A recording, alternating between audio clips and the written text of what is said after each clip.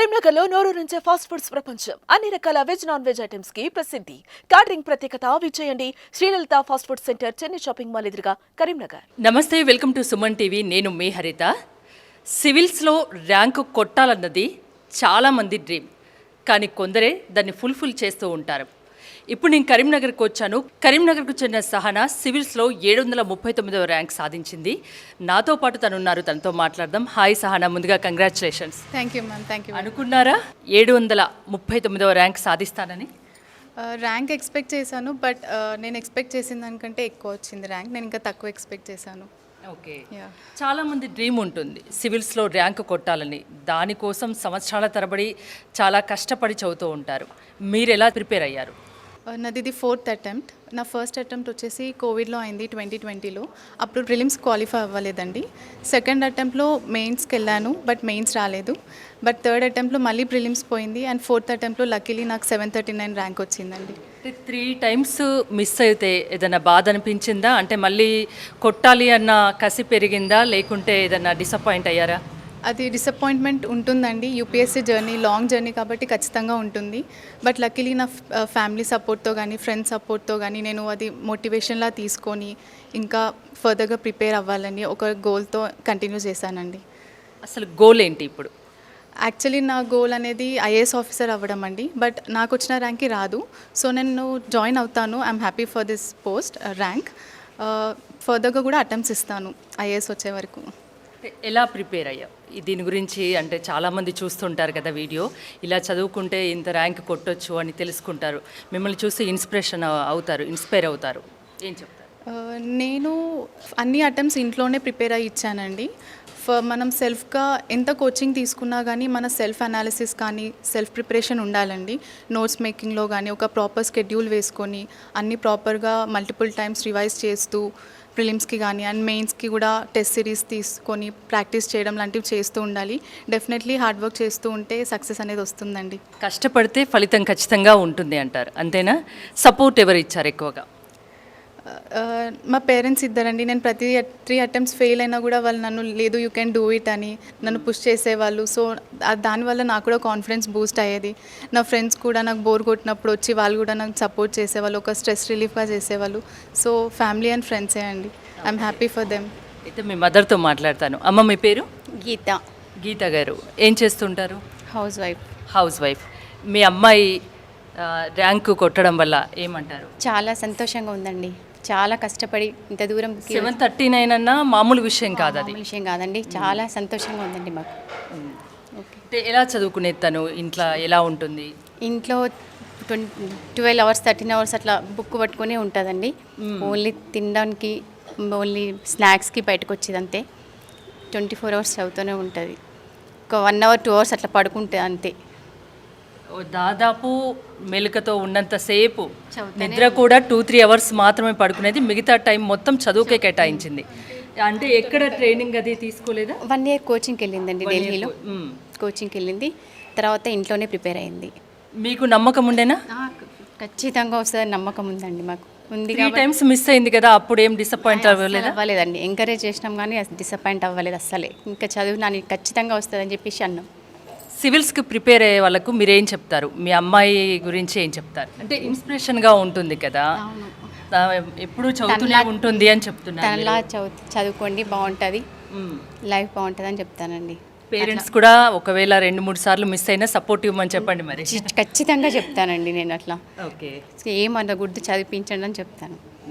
మీరండి, మీరేం చేస్తుంటారు? నేను లెక్చరర్ చేస్తాను. ప్రజెంట్ V6 వెలుగులో రిపోర్టర్ చేస్తాను కరీంనగర్లో.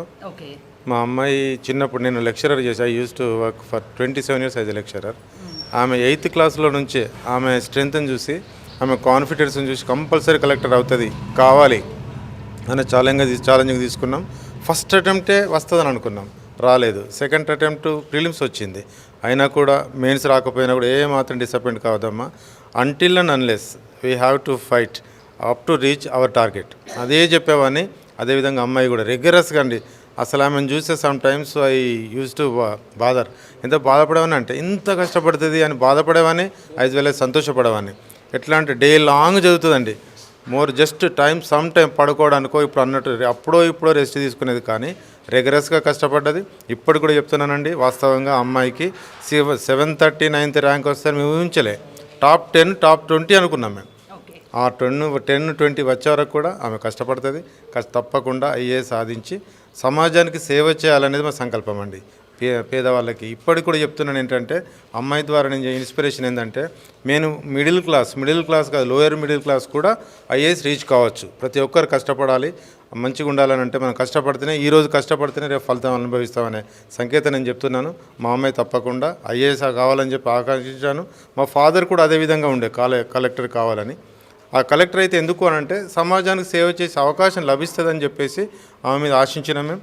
అదేవిధంగా ఆమె కష్టపడి తప్పకుండా ఐఏఎస్ రావాలని చెప్పేసి ఆశిస్తున్నామండి. మీ అబ్బాయితో కూడా మాట్లాడతాను. మీ అక్కయ్య 739 ర్యాంక్ సివిల్స్లో వచ్చింది, ఎలా ఫీల్ అవుతున్నా? ప్రౌడ్గా ఫీల్ అవుతున్నా.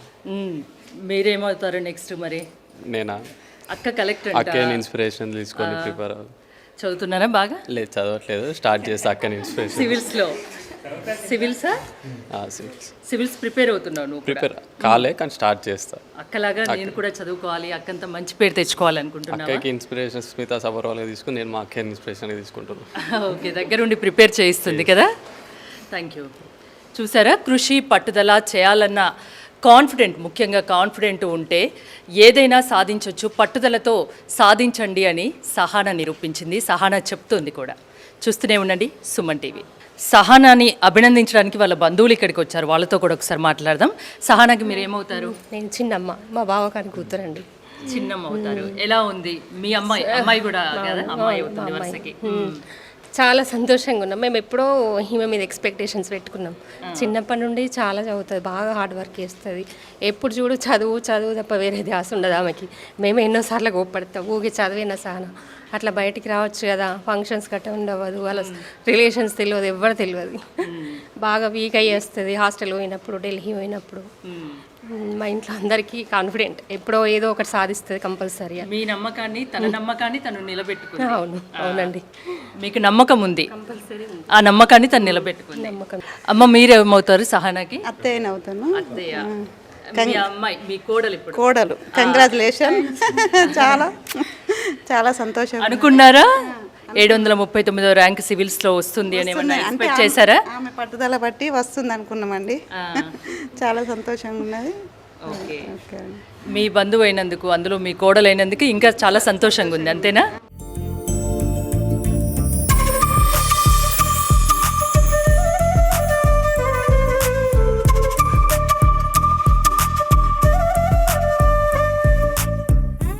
మీరేమవుతారు సహనాకి?